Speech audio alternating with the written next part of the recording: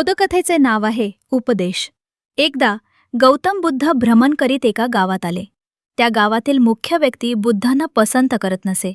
जेव्हा त्याला माहिती झाले की बुद्ध आपल्या शिष्यांसोबत गावात येत आहे, तेव्हा त्याने गावातील लोकांना आदेश दिला की आपल्या घराची दारे बंद ठेवा आणि बुद्धांना भिक्षा देऊ नका. बुद्ध त्या व्यक्तीच्या स्वभावाला ओळखून होते. मार्गात जेव्हा त्याचे घर आले तेव्हा ते दरवाजात उभे राहून भिक्षा मागू लागले.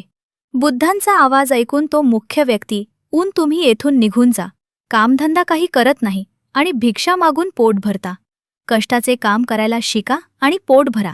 बुद्ध गुपचूप त्याचे अपमानास्पद बोलणे ऐकत होते. त्याचे बोलणे संपल्यावर बुद्ध म्हणाले, "माझ्या एका शंकेचे आपण समाधान करा.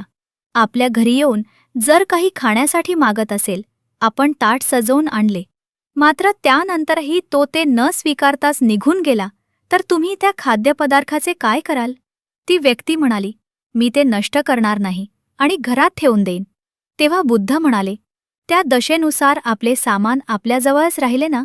त्याचप्रमाणे आपल्या घरी येऊन आम्ही भिक्षा मागितली आणि बदल्यात आपण आम्हाला अपशब्द वापरले. भिक्षेत दिलेले हे शब्द आम्ही अस्वीकार केले, त्यामुळे ते तुमच्याजवळच राहिले."